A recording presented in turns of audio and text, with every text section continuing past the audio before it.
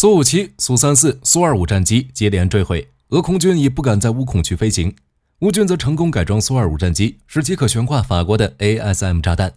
未来几周或许会对俄本土目标展开更大规模打击。俄大型反潜舰爆炸起火，俄海军今年预计新增50艘各式舰船。为威慑俄罗斯，北约近70年来最大规模军演波罗的海行动24震撼登场。俄罗斯不甘示弱，第二阶段非战略核力量演习开始，并在加里宁格勒州储存了100枚核弹头。精彩资讯即将开始。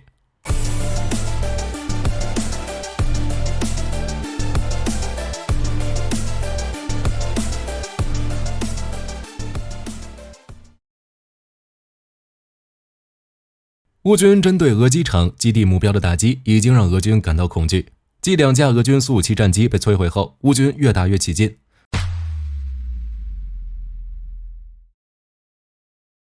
据俄国防部报道，6月11日，一架苏军苏34轰炸机在北奥塞梯阿兰地区进行飞行训练时意外坠毁，2名机组人员全部遇难。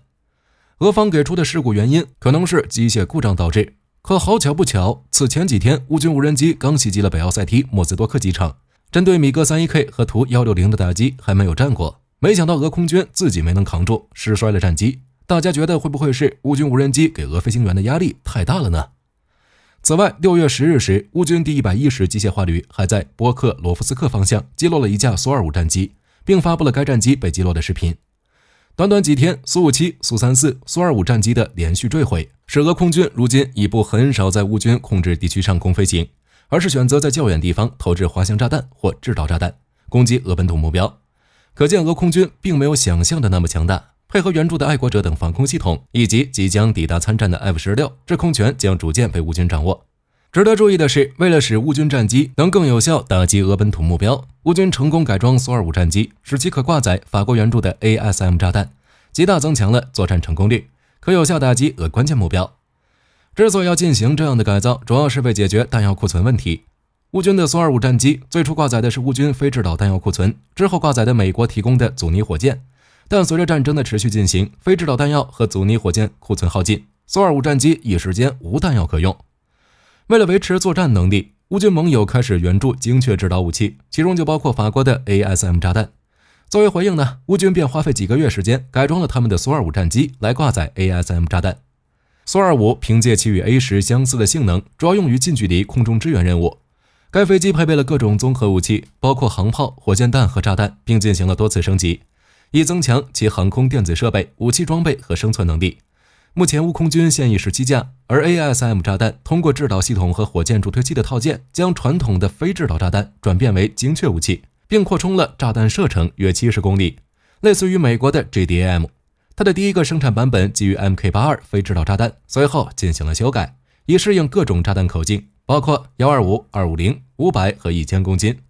2024年1月时，法国宣布每月会分批次向乌克兰援助50枚 ASM 制导炸弹。乌军霍布佐夫上校强调了上述改进重要性，并指出他们不仅使苏25保持了服役，而且还大大提高了他们在进攻中的作用，有利于乌空军在更远的距离上攻击俄军目标，降低了飞行员和飞机面临的风险。再加上乌军自己生产的制导航空炸弹，未来几周俄本土恐怕又要挨炸了。与此同时，6月10日，乌克兰海军发言人德米特罗·普列滕丘克表示，俄海军大型反潜舰列夫琴科海军上将号在北冰洋巴伦支海起火。该消息得到美国宇航局公司佐证。据该公司数据显示，巴伦支海东部有一处大型移动火势，与列夫琴科海军上将号作为北方舰队一部分例行巡逻的行动区域一致。起火原因，据普列滕丘克推测认为是俄罗斯受到制裁，无法独立维修该舰的发动机，导致爆炸起火。2022年5月，俄军曾对列夫琴科海军上将号进行维护修复后投入使用。如今看来，俄军技术并不过关，但就是凭借这样不堪的技术，俄海军却要在今年新增50艘舰船，这能实现吗？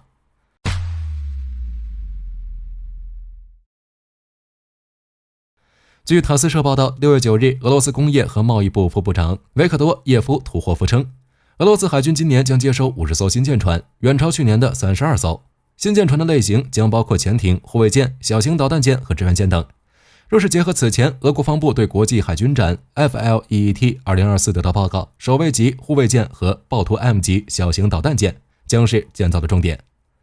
前者是俄罗斯在冷战后执行的第一个护卫舰建造计划，满载排水量2100吨，主要任务是水面巡逻，稽查非法与反渗透侵入，可用雷达等电子设备侦察监视周边的空域和海域。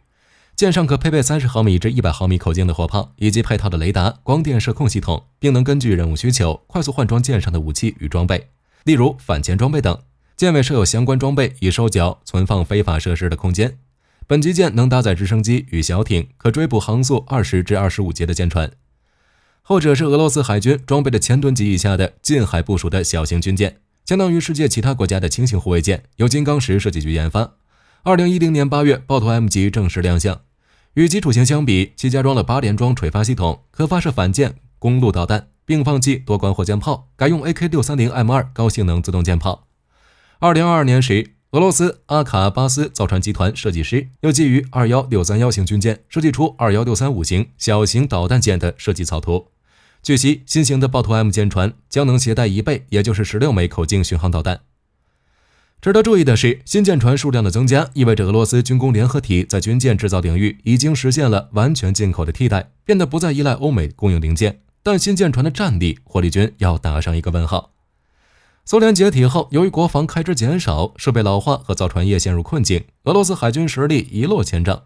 但21世纪在石油和天然气价格上涨带来的经济提振下，俄海军的舰船有了现代化升级所需的资金，开始逐渐恢复的活力。尤其注重俄潜艇舰队的现代化，如北风之神级和亚森级核潜艇的引进，极大增强了俄罗斯的战略威慑能力。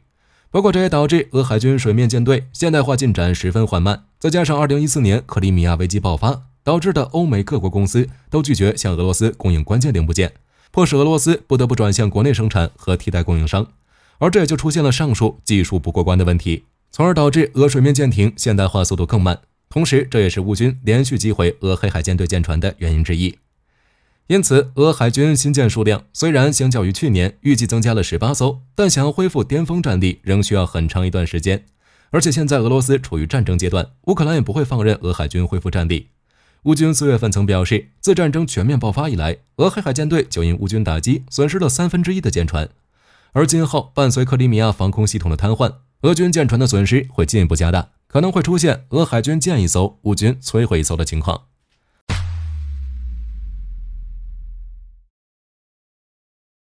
据海军新闻报道，北约年度海上联演波罗的海行动24已于6月7日启动，预计持续至6月20日。此次演习由美国海军欧菲司令部和美国第6舰队主导，并由位于葡萄牙埃拉斯的北约海军打击与支援部队负责指挥。参演国家超过20个，动员了超过50艘舰艇、85架飞机和约9000名军人，是北约近70年来规模最大的登陆和反雷行动演习。联演的重点内容是提升北约成员国在真实作战情况下与波罗的海地区的协同作战能力，如登陆作战和反雷行动是演习的2大主要项目。其中联合登陆作战模拟了在敌对海岸线进行快速占领的情景，而反雷行动则旨在确保重要航道的安全，对保障军事和商业航运至关重要。而波罗的海地区一直是北约和俄罗斯军事力量对峙的前沿，由此可见，波罗的海24联演不仅对外展示了北约成员国之间的联合作战能力，也强化了北约在该地区的军事存在，同时也是在威慑俄罗斯，并发出明确警告。对此，俄罗斯方面也不甘示弱。6月11日，俄罗斯国防部通报称，按照俄总统普京的决定，非战略核力量演习第2阶段也已开始。据悉，演习地点在俄罗斯和白俄罗斯境内进行，主要目标是提升两国非战略核力量的人员和装备的战备水平，确保联盟国家的主权和领土完整。克里姆林宫发言人德米特里·佩斯科夫肯定了俄军战术核演习的必要性。具体演习内容是俄国防部发布的视频显示，俄军正在练习使用伊斯坎德尔 M 导弹，以及使用米格 31K 发射 KH-47 导弹。值得注意的是，6月11日，波兰外交部长拉多斯瓦夫·希克尔斯基声称，俄罗斯可能在飞地加里宁格勒储存了多达100枚核弹头。加里宁格勒与北约2个成员国接壤，即南部与波兰接壤，北部和东部与立陶宛接壤。希克尔斯基认为，白俄罗斯靠近波兰，但又是莫斯科重要盟友。4月份时，卢卡申科曾表示，俄罗斯已在白俄罗斯部署了数十枚战术核武器，这意味着其可能会对欧盟发起袭击。好了，本期节目到这里就结束了。俄军战机、战舰的接连损毁，是否预示俄军好日子到头了？乌军接下来又是否会展开更大规模的打击？就让我们拭目以待吧。我是火力军，下期再见。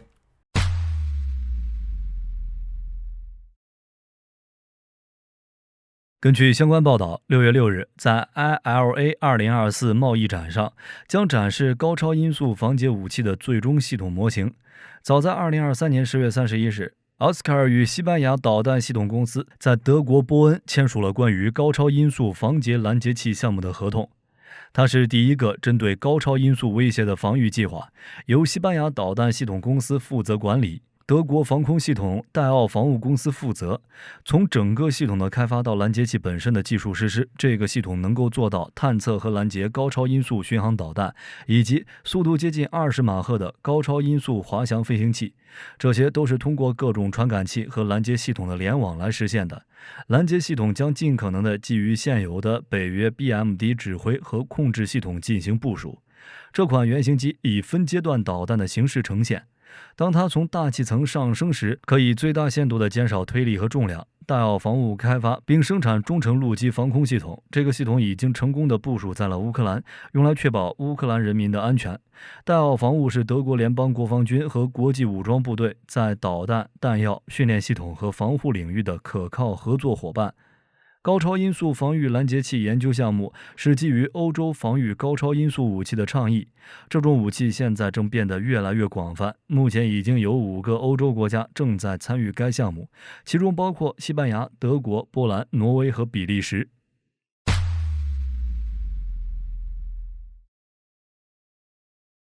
根据综合报道，6月5日，澳洲政府宣布批准了国防部规划的现役柯林斯级潜艇的延寿案，应对印太地区海上日渐紧张的局势。据估计，整个预案至少花费澳币40亿元，将在2026年开始为6艘同级舰进行升级，用来维系接收新舰前澳洲海军的海上打击和战略威慑能力。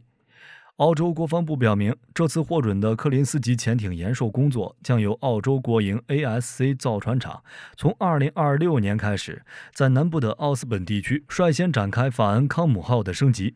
澳洲国防部强调，该舰艇的延寿工作将在不牺牲舰员安全的前提下进行。据悉，澳洲皇家海军目前有6艘柯林斯级潜艇。根据已经公开的资料，后年将升级的法恩康姆号舰长77.8公尺，舰员编制48人，下潜排水量3407吨，搭载3台柴油主机，最大速度20节。除了潜射鱼叉飞弹外，也能够发射 Mk48 重型鱼雷等武器，且拥有主被动阵列声呐和电站反制能力。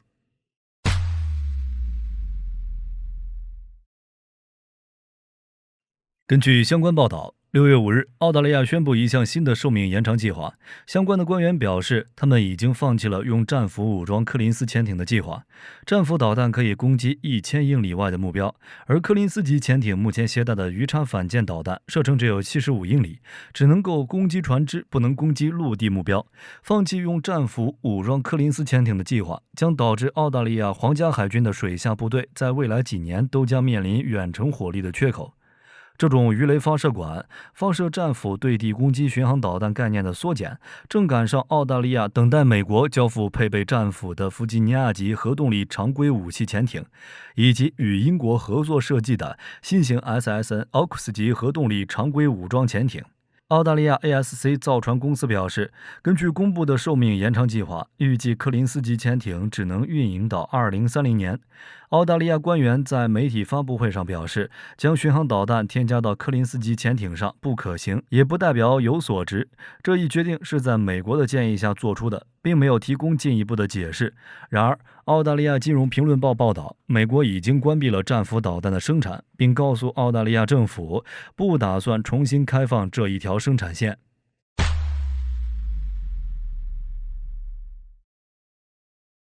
根据新西兰先驱报网站报道，6月4日，澳洲政府宣布，为了增加征兵人数，澳大利亚国防军将扩大应征范围。新西兰、美国和英国公民可以申请加入澳大利亚国防军。这一举措是澳洲政府早在4月份就公布的国防战略内容之一。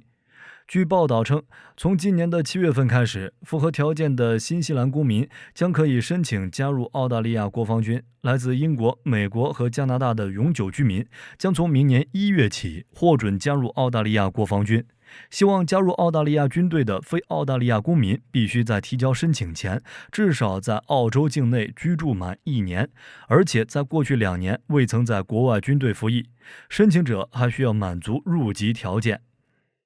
澳大利亚副总理查德·马尔斯表示，这是国防格局发生变化的必要举措。澳大利亚政府选择壮大国防军，是为了应对今后10年乃至更长时间的国家安全挑战，是一件至关重要的事情。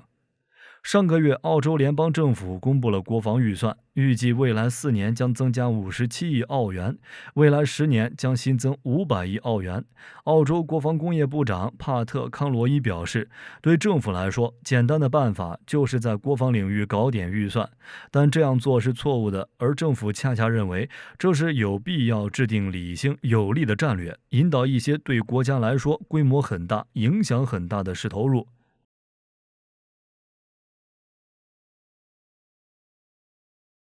根据莫斯科俄新社报道，6月4日，最高拉达能源委员会成员谢尔盖·纳戈尔尼亚克表示，乌克兰应为将来的冬季停电做准备。根据以往经验，乌克兰今年冬季平均每天停电时长将长达10个小时。相关人士表示，乌克兰的能源系统情况极其复杂，自入夏以来，能源形势就比较困难。根据预测，冬季的情况将会更加的紧迫。早在今年4月份，乌克兰国家能源公司负责人弗拉基米尔·库德里茨基表示，乌克兰能源系统的形势非常严峻，将会在未来几个月出现发电赤字。乌克兰能源部在3月22日宣布，近期乌克兰能源系统正在遭受最大规模的攻击。相关报道称，由于位于扎波罗热市由乌克兰武装部队控制的第聂伯河水电站遭受破坏，乌克兰失去了约20%的监管能力。DTEK 能源控股旗下的亚斯诺公司总经理谢尔盖·科瓦连科表示，由于该国的能源系统遭到严重的破坏，到了夏季可能会出现电力短缺。哈尔科夫市市长伊戈尔·杰列霍夫宣布，火力发电厂和变电站也遭到不同程度摧毁。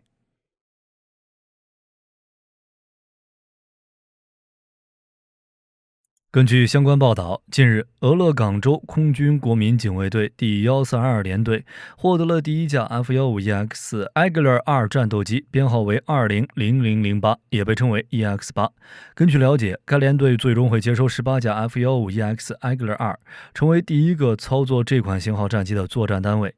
报道中，波音公司的一位代表表示，第142联队将在未来几周内接收第2架 F-15EX， 序号为200007或 EX-7， 并放出了战机的相关图片和视频。根据视频资料显示，2架喷气式战机都有红鹰尾翼闪光，但 EX-7 是全彩色的，而 EX-8 是柔和的灰色。这2架飞机是美国空军最初的8架 F-15EX 中的最后一批，另外6架送往了佛罗里达州艾格林空军基地。